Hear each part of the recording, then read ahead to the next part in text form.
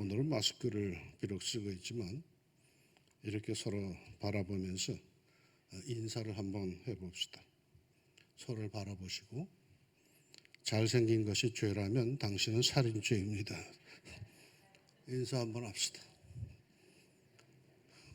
축복해 주기를 싫으시죠?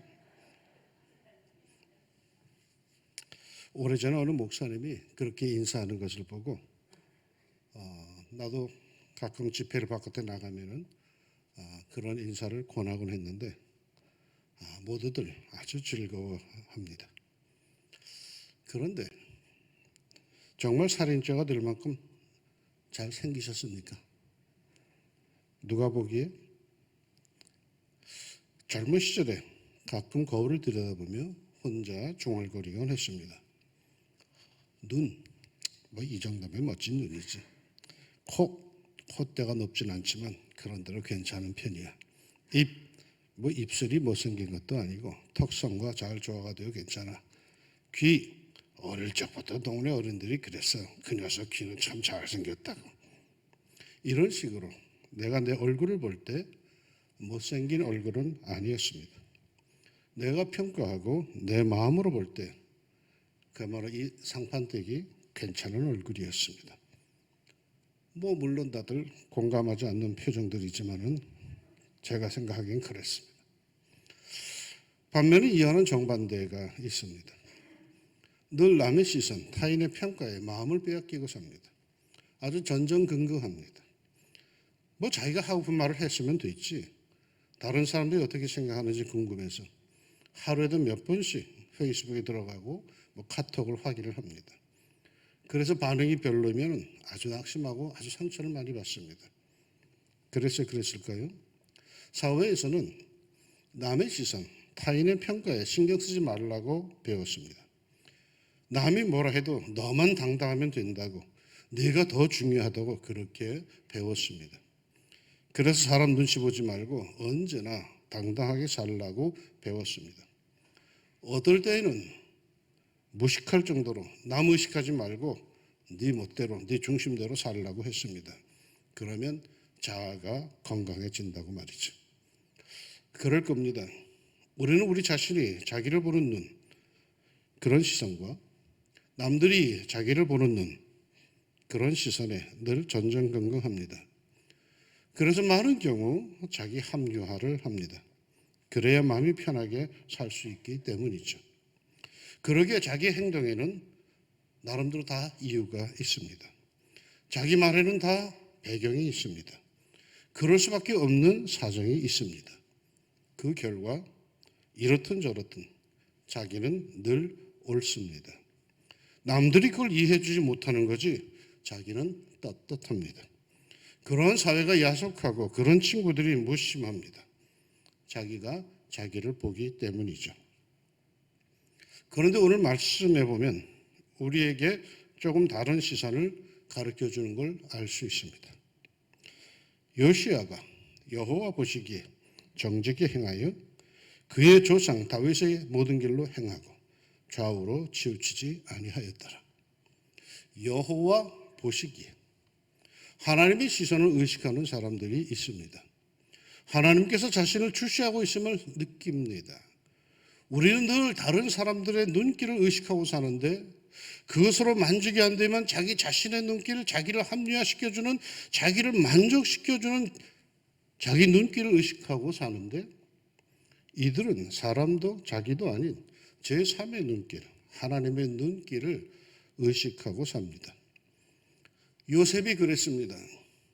자기의 주인 보디발의 아내가 집안에 아무도 없다고, 잘생긴 요셉과 그야말로 섹시한 자기밖에 없다고 함께 사랑을 나누자라고 할 때에 그 거대한 유혹을 혈기왕성한, 그러면서도 아주 외롭고 외로운 요셉이 그것을 물리칩니다. 무슨 힘으로요? 요셉이 그럽니다. 하나님 앞에서 죄를 지을 수 없다고. 아무도 없다고 사랑을 나누자고 하는데 요셉은 아무도 없는 게 아니라고 누가 시퍼렇게 자기를 쳐다보고 있다고 말을 합니다. 정신병자입니까? 미친 사람입니까? 아무도 없는데? 세상 사람들은 그렇게 말을 합니다. 아무도 없다고요. 그러나 그리스도인 하나님의 사람들은 분명히 말합니다. 하나님이 보고 계신다고요. 포함되어 하나님 앞에서의 삶, 자기의 삶은 늘 하나님의 눈앞에 면전에서 살고 있다고 말이죠. 욥 같은 일은 그럽니다. 하나님이 자기를 자꾸 쳐다보는데 침 삼킬 동안도 참지를 못하신다고요. 주께서 내게서 눈을 돌이키지 아니하시며 내가 침을 삼킬 동안도 나를 놓지 아니하시기를 어느 때까지 하시리까? 여러분은 누구를 의식하고 사십니까? 아무도 안 본다고 생각하십니까? 아니 남들이 본다고 생각하십니까? 아니 자기 자신이 본다고 생각하십니까? 사실 그러한 시선보다 더 우리가 의식해야 하는 시선이 있습니다. 여호와 보시기. 하나님이 보고 계신다고 성경이 분명히 우리에게 일러줍니다. 저는 성인이 되어서 사회생활을 하고 목사가 되어서 교회에서 많은 다양한 이들을 만나고 상담을 하고 이제는 교계에 나가서 많은 목사, 장로들을 만나고 교제하며 그들을 바라볼 때 이해할 수 없는 게 있습니다. 목사가 어떻게 저러지? 장로는 어떻게 저럴 수가 있는 거야? 정말 이해가 안 되는 그런 교계의 지도자들을 보게 됩니다. 예수 믿는 사람이 그것도 하나님의 은혜로 직분을 받고 지도자로 세워진 이가 어떻게 저런 논리를 펼 수 있는지, 어떻게 저렇게 태연하게 처신을 하지 하는 이들을 아주 종종 보게 됩니다. 사회의 저명한 인사들, 이른바 정치인들을 볼 때도 그런 마음은 듭니다. 어떻게 저렇게 당당할 수 있는 거야? 할 때가 참 많습니다.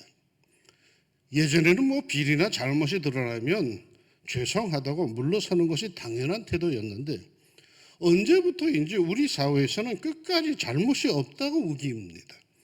자기는 다 나름대로 이유가 있고 자기가 그렇게 한 것은 다 자기 나름대로 사정이 있어서 그런 거라고 우깁니다. 이른바 내로남불이 아주 극치를 이루고 있습니다. 저들도 사회에서 배운 대로 다 배웠고 지성과 이성이 다 있는데 어떻게 끝까지 저렇게 말할 수 있지? 하는 이들이 갈수록 많아집니다. 왜 그럴까요? 어떻게 저렇게 태어날 수 있을까요? 다시 한번 말씀에 우리가 주목해 봅니다. 요시아가 여호와 보시기에 정직히 행하여 그의 조상 다윗의 모든 길로 행하고 좌우로 치우치지 아니하였더라. 여호와 보시기에 정직히 행하였답니다. 그래서 좌로도 우로도 치우치지 아니하였답니다. 요시야 남왕국 유다의 제16대 왕으로서 8살의 나이로 왕위에 올랐습니다. 부친을 비롯하여 선왕들의 아주 극심한 우상 숭배로 온 나라가 망조가 들은 때입니다. 그런데 그는 말이죠. 전국에 있는 산당과 아세라 목상, 조각신상, 주조신상들을 모조리 다 때려치우고 유다와 예루살렘을 정화하기 시작합니다. 바알 제단도 무너뜨리고 제단 위에 분향한 단들도 다 부숴버리고 아세라 목상과 조각신상과 주조신상들을 모조리 부숴서 가루로 만들고는 그 가루를 우상들에게 제물에 바치던 그런 사람들의 무덤 위에 다 뿌려버립니다. 아주 강력한 선결화, 아주 강력한 종교개혁을 단행합니다. 왕이니까 쉬웠을까요? 천만의 말씀이죠. 수십 년 동안, 어떤 건 수백 년 동안 전통으로 선왕 때부터 쭉 내려오던 관행들을 그걸 다 때려부신다는 게 어디기 쉽겠습니까? 그럼에도 어떻게 그 일을 할 수 있었을까요? 비결은 이겁니다. 여호와 보시기, 즉 하나님의 눈만 의식하고 행한 것뿐입니다. 사람들의 눈을 의식했다면, 백성들의 눈을 의식했다면, 신하들의 눈을 의식했다면 이건 불가능한 일입니다. 그러나 그는 하나님의 눈만 의식합니다. 그랬기에 어떻게 했다? 좌우로 치우치지 아니하였더라. 좌로 치우칩니다. 우로 치우칩니다. 분명 정도가 있는데 좌로 우로 치우칩니다. 왜 좌로 치우칠까요? 어째서 우로 치우치는 건가요? 자기의 성향이, 자기의 취향이, 자기 배운 것이, 자기의 고집이 그런 상황이 그게 좋기에 그리로 간 것뿐입니다. 본래부터 악해서, 본래부터 좌파라서, 본래부터 우파라서 그리로 간 건 아닙니다. 다 이유가 있습니다. 그 이유의 근거는 자기 자신이거나 타인의 시선입니다. 그러기에 좌로 치우치고도 이유가 다 있기에 돌아설 줄을 모릅니다. 다들 좌파라고 하는데도 끄떡도 하지 않습니다. 왜? 그럴 수밖에 없는 이유가 있습니다. 다들 골통 보수라고 극우라고 하는데도 흔들림이 없습니다. 왜? 자기 나름대로 그럴 수밖에 없습니다. 여기서 밀리면 돌아서면은 세상이 망하고 나라가 망한답니다. 아니, 자기 자존심이 무너집니다. 자기의 세계가 무너져 내리는 겁니다. 그러니까 여호와 하나님께 주목하지 않으면은 그분의 시선을 의식하지 못하고 그분의 눈길에 자신을 바로 보지 못하면 자신은 말이죠, 좌로 우로 치우쳐 살면서도 계속 고집 부리면서 그 길로 나간다는 거예요. 망할 때까지 말이에요. 가만 보니까 교회마다 촛불 부대가 있고 태극기 부대가 있는 것 같아요. 촛불을 들든 태극기를 들든 자기와 자기 진영의 논리와 가치에 따라 만족함이 있겠지만 그 시선을 자기와 자기 진영에서 여호와 하나님의 눈길, 그 시선으로 전환해야 합니다. 그게 신앙입니다. 자기의 신념, 자기의 철학, 사회에서는 그게 중요합니다만은 교회에서는, 신앙의 세계에서는 자기 철학이 중요한 게 아니에요. 하나님의 마음, 하나님의 눈길이 더 중요한 거지. 그래서 이제는 내 모든 철학과 내 신념과 내 사상과 내 모든 것을 하나님의 눈길로 바라보는 것이에요. 그게 신앙심이에요. 그게 신앙의 위대함이죠. 요시야 이전의 왕들, 왜 나름대로 철학이 없었겠습니까? 그 왕들이 말이야 심심해서 우상을 숭배했을까요? 그 왕들이 말이야 할 일이 없어가지고 그렇게 나라를 망조로 만들었을까요? 무식했기 때문에 그랬을까요? 천만의 말씀이죠. 왜 그들 나름대로 신앙관이 없었겠습니까? 그들이 바보여 무식한 이들일까요? 아닙니다. 한 나라를 다스릴 정도로 지력과 총명과 능력과 배경이 다 있는 사람들입니다. 그럼에도 그들은 좌로 우로 치우쳤습니다. 선지자들이 주위에서 뭐라고 하여도 들은 채도 하지 않고 끄떡도 하지 않은 채 그저 자기 갈 길을 끝까지 소신껏 달려갔다는 겁니다. 그 결과 나라가 흔들리고 자신도 흔들리고 국가가 망조가 들어서 모두가 앞으로 아래 못 살겠다고 할 정도가 됐다는 거예요. 여호와의 시선보다 자기의 철학, 자기 신념, 자기 자존심의 시선에 주목하거나 함께하는 이들의 철학, 주장, 이념의 시선에 주목한 결과입니다. 그래서 아무리 주위에서 아니라고, 그건 잘못된 거라고 말을 해도 귀담아 듣지를 않습니다. 왜? 좌로 치우쳤기에, 우로 치우쳤기에 그러합니다. 그러나 요시야 왕이 되고는 오직 여호와의 시선만 의식합니다. 왜 좌에서 뭐라고 말을 안 하겠습니까? 왜 우측에서 뭐라고 말을 안 하겠습니까? 양쪽 말이 다 핏발같이 틀리는데 그런 오직 여호와의 시선, 하나님의 눈길만 바라봅니다. 그리고는 그 여호와의 시선에서 자신을 보고 나라를 봅니다. 자기 합리화를 하는 게 아니라 하나님의 시선에서 잘못된 것은 회개합니다. 비록 자기 아버지가 잘못한 것, 자기 어머니가 잘못한 것 회개합니다. 그리고는 고칠 것을 고쳐갑니다. 그 선대가 잘못한 것들을 거의 다 고쳐갑니다. 그랬더니요, 후대의 역사가가 그를 이렇게 평가합니다. 요시야와 같이 마음을 다하며 뜻을 다하며 힘을 다하여 모세의 모든 율법을 따라 여호와께로 돌이킨 왕은 요시야 전에도 없었고 후에도 그와 같은 자가 없었더라. 최고의 찬사, 최고의 칭찬과 인정을 받은 겁니다. 요시야가 처음 시작할 때, 요시야를 소개할 때 뭐라고 성경이 말했냐 하면 그의 조상 다윗의 모든 길로 행했다고 이렇게 처음에 그를 소개를 했습니다. 그러니까 요시야보다 먼저 있는 게 다윗입니다. 다윗 밑에서 그가 시작을 출발했습니다. 그런데 말이죠, 지금 이 평가를 보면은 다윗을 뛰어넘은 겁니다. 여호와께로 돌이키는 왕은 요시야 전에도 없었고 후에도 그와 같은 자가 없었더라. 하나님만을 바라보고 나갔더니 위대한 다윗을 뛰어넘어갈 수가 있습니다. 그런데 이게 여러분 쉬웠을까요? 하나님의 시선을 따라 사는 것, 이거 쉬운 일일까요? 아닐 겁니다. 그것은 자기 기분을 따라갈 수가 없죠. 자기 친구들의 논리를 따라갈 수도 없죠. 내키는 대로 살 수도 없습니다. 하나님의 시선을 따라 사는 것은 어떻게 해야 가능한 걸까요? 이렇게 성경은 말해줍니다. 마음을 다하며 뜻을 다하며 힘을 다하여. 하나님을 섬기는데 자기 기분대로 섬겨요. 자기 편한 대로 섬겨요. 뭐 아침에 일어나서 기분이 좋으면 교회 가고 별로면 에이 오늘은 쉬자 합니다. 마음이 동하면 기도를 하고 에이 귀찮다 하면은 그냥 이부자리에 뒤집어집니다. 그런데 말이죠, 우리가 섬기는 하나님은 이런 식으로 이렇게 가볍게 섬겨도 되는 하나님이십니까? 그렇게 하찮은 하나님에게 우리는 목을 메고 있는 겁니까? 천만의 말씀이죠. 성경이 분명히 일러줍니다. 마음을 다하며 뜻을 다하며 힘을 다하여 하나님을 섬기고 말씀을 따라가야 합니다. 그저 뒷짐지고 쫄래쫄래 따라가는 게 아니랍니다. 마음을 다하며 뜻을 다하며 힘을 다하면서 하나님을 섬겨야 된다는 겁니다.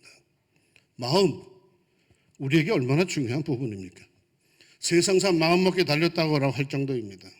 이 마음을 어떻게 먹느냐에 따라서 우리의 삶이 달라질 수가 있죠. 이런 마음을 어떻게 한다고요? 하나님의 시선을 따라 사는데 온 마음을 다한답니다. 마음이 흩어지려고 합니다. 여러분 마음을 믿지 마세요. 마음은 변해요. 아침에 먹은 마음 저녁 가면 다 변해요. 어제 한 것도 오늘 다 변해요. 마음은 말이죠, 물같이 흘러가는 거예요. 마음은 흔들리기 쉬운 거예요. 나 한 번 마음 먹어서 그런다고 다 된 게 아니에요. 마음은 흩어져요. 모처럼 제대로 순종하고 섬기려고 하는데 마음이 자꾸만 흔들려요. 이렇게 살면 바보 소리 듣는 거 아닌가? 뭐 이렇게까지 해야 될까? 이렇게 하면 나만 손해보는데 뭐 그렇게까지 살아야 하나? 마음이 자꾸 흔들린다는 거예요. 이런 때 그 마음을 잡아야 되는 거예요. 흔들리는 마음을 꽉 잡는 겁니다. 마음을 잡지 못하면 삶이 흔들립니다. 삶이 만족스럽지 못합니다. 막 튀어나가려고 하는, 그야말로 자기 마음대로 하려고 하는 그 마음을 우리가 잡아야 합니다. 예수의 마음으로, 예수의 심장으로 자기의 마음을 잡아야 합니다. 그리고요, 뜻을 다해야 합니다. 뜻을 다한다는 것이 뭡니까? 뜻, 의지를 말합니다. 뭐 하고자 하는 의지 말이에요. 그렇게 살아야겠다고 마음은 다 잡았는데 막상 그리 살려고 하니까 주저가 됩니다. 망설이게 됩니다. 의지가 약해진 거죠. 이럴 때 뜻을 다해야 합니다. 의지를 다 잡아야 합니다. 이왕 마음 먹은 것, 주님께서 기뻐하실 일을 해야 한다고 의지를 불태워야 합니다. 야가 빠진 나에게 성령을 부어주시고 하나님의 자녀가 되게 하시어 의로운 일을 하게 하셨는데 하나님의 자녀답게 그리 살아야지 하는 뜻, 그 의지를 다해야 합니다. 뜻을 다하지 못하면 우리는 늘 마음만 그렇게 먹고 끝이 납니다. 여러분 한번 돌아보세요. 우리의 마음은 늘 선합니다. 우리 마음은 늘 성인 군자입니다. 정상적인 사람이라면 마음에서 선한 생각이 안 나올 리가 없죠. 마음에서 나쁜 것만 나올 리가 없죠. 말씀을 드리며 예배를 드리며 마음에서 은혜를 안 받을 리가 없죠. 그동안 우리가 받은 은혜는 얼마나 됩니까? 내가 주님 앞에서 성령의 감동 속에 눈물 흘리던 것은 그 얼마나 됩니까? 우린 참으로 많은 은혜를 받고 마음의 결심을 하고 여기까지 와 있는 겁니다. 그런데 그렇게 마음 먹었던 것들 다 어디로 갔습니까? 의지가 무너지고 있어요. 마음을 다 잡았어도 의지가 말이야, 뜻이 무너지면 그 아무런 소용이 없어요. 그것도 뭐라고 그러느냐? 작심삼일이라고 그러는 거예요. 뜻을 다하여, 대충이 아니라 다하여 하나님의 시선을 따라가야 합니다. 여기에 하나 더 있어요. 힘을 다하여야 합니다. 비실비실 하나님의 그 뜻을 따라가지 맙시다. 뭐 어떻게 되겠지 하는 요행수를 바라면서 따라가지 맙시다. 힘을 다해야 합니다. 그 선한 마음, 그 선한 의지에 에너지를 계속 불어넣어야 합니다. 그렇지 못하면요, 그 선한 마음과 의지들은 곧 비실비실 무너져 내릴 겁니다. 에너지, 힘이 공급되지 않으면 힘을 잃고 말 겁니다. 그러면 힘을 더하는 길이 뭘까요? 말씀 묵상하셔야 돼요. 아무리 바빠도 하나님의 말씀, 영의 양식을 우리가 묵상해야 돼요. 그리고 예배 드려야 돼요. 아무리 뭐라고 해도 하나님 앞에 서 있는 나 자신을 볼 수 있는 그 예배가 있어야 돼, 예배가. 정기적인 깊은 기도의 시간이 있어야 돼요. 내 삶의 가장 경건한, 가장 거룩한, 가장 신령한 그 시간이 있어야 돼요. 그리고 여기서 끝나면 안 돼요. 하나 더가 있어요. 성도들과의 교제가 있어야 돼요. 거룩한 사람들, 기도 많이 하는 사람들, 하나님을 향해 사는 사람들, 그들과의 교제가 있어야 돼요. 그래서 그 속에서 그래 이렇게 살아야겠구나, 나도 저렇게 살아야지라고 하는 성도의 거룩한 교제가 있어야 돼요. 코로나로 인해서 성도의 교제가 약해지고 예배가 약해지고 기도의 시간이 흔들리니 믿음도 약해지는 겁니다. 하나님 앞에서의 삶은 마음뿐이지 의지뿐이지 늘 허약합니다. 내가 이렇게 살면 안 되는데 하며 살 뿐이지 실은 보기에 처참할 정도입니다. 우리의 믿음, 하나님께서 보시는 그 시선에 합당한 삶을 살기 위해서는 선한 마음과 의지에 힘을 더해야 합니다. 그야말로 으라차차 내가 이래서 해야 되겠는가 라고 하는 힘을 우리가 더해야 합니다. 이렇게 마음을 다하고 뜻을 다하고 힘을 다하여 살 때 우리는 좌우로 내 고집과 주장, 주위의 편향된 주장과 잘못됨에서 벗어나 올바른 삶의 정도를 걸을 수가 있습니다. 이사야서에 보니까 이런 말씀이 나옵니다. 너희가 오른쪽으로 치우치든지 왼쪽으로 치우치든지 내 뒤에서 말소리가 내 귀에 들려 이르기를 이것이 바른 길이니 너희는 이리로 가라 할 것이며. 살다 보면은 좌로 치우칠 때도 있고 우로 치우칠 때도 있다는 거예요. 그런데 하나님의 시선을 의식하며 사는 사람에게는 그 순간에 감동이 온다는 거예요. 아니야 그거 아니야, 이 길이야, 바른 길을 걸으라고 정도를 가르쳐 주신답니다. 치우치지 않는 온전한 신앙으로 하나님의 자녀로 제대로 살 수 있습니다. 적당하게 넘어가는 성도의 삶을 지향하지 맙시다. 하나님을 섬기는 것은 적당히 하는 게 아닙니다. 마음을 다하고 뜻을 다하고 힘을 다하여 하나님을 섬깁시다. 코로나로 하나님의 섬김이 무너질 정도라면 이건 뭔가 심각한 병이 든 겁니다. 예수님께서도 이렇게 말씀하셨습니다. 예수께서 이르시되 내 마음을 다하고 목숨을 다하고 뜻을 다하여 주 너희 하나님을 사랑하라 하셨으니, 마음을 다하고 뜻을 다하고 목숨을 다하고 힘을 다하여 하나님을 사랑하고 섬기는 겁니다.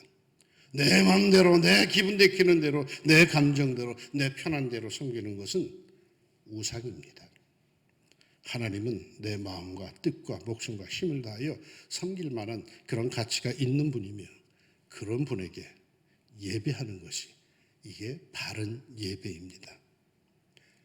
자기가 자신을 바라보고 평하지도 말고 주위의 사람들, 친구들, 진영 논리에 의해서 자신을 바라보지도 말고 오로지 내 마음과 뜻과 목숨과 힘을 다하여 섬겨야 하는 그 하나님의 시선으로 자신을 바라보며 우리가 살 때 우리는 후회가 없는 보람된 삶을 살다 마침내 하나님 앞에 서게 될 것입니다.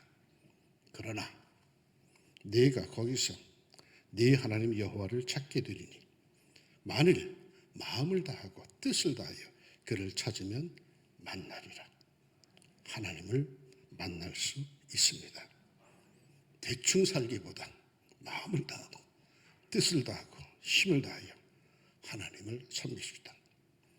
여호와 보시기에 정직히 행하여 자신을 바라보시는 하나님의 시선을 늘 의식하며 좌우로 치우치지 않는 형통한 길을 걸으시기를 주의 이름으로 축원합니다. 기도합시다. 우리의 믿음이 여호와 보시기에 어떠신지요? 하나님 보시기에 정직히 행할 수 있는 성도들이 되게 하여 주옵소서. 사는 것이 너무 힘들고 지쳐서 어떨 때는 좌로 가고 어떨 때는 우로 가고 그야말로 갈지자를 걸으면서 비틀비틀 걸어가는데 그래도 하나님 우리를 붙잡아 주시사 마음을 다하여 뜻을 다하여 힘을 다하여 하나님 말씀대로 살게 하여 주시고 그러는 가운데 늘 하나님 우리를 붙잡아 주시사 바른 길 정도를 걸을 수 있는 우리 성도들이 되게 하여 주옵소서. 하나님께서 주시는 은혜를 따라 힘을 내게 하여 주시고 아무리 세상이 뭐라 하도 나는 내 신앙의 길 하나님께서 옳다 하시는 그 길을 나는 걸어간다.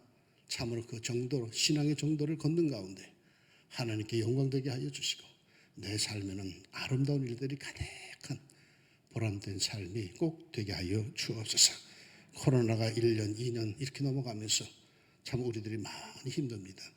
우리가 조금 더 힘을 내어서 성도의 교제를 갖게 하여 주시고 우리가 조금 더 힘을 내어서 주의 말씀, 영양식을 먹게 하여 주시고 예배하는 데 중심을 갖게 하여 주시고 기도하는 데 권세 갖게 하여 주시사 하나님 사랑하는 왕중 가족들 이 어수하는 이때에 중심 잡고 하나님 보시기에 그 길만 그 눈길만 의식하면서 승리할 수 있는 주의 군사들이 꼭 되게 하여 주옵소서. 예수님의 이름으로 기도합니다.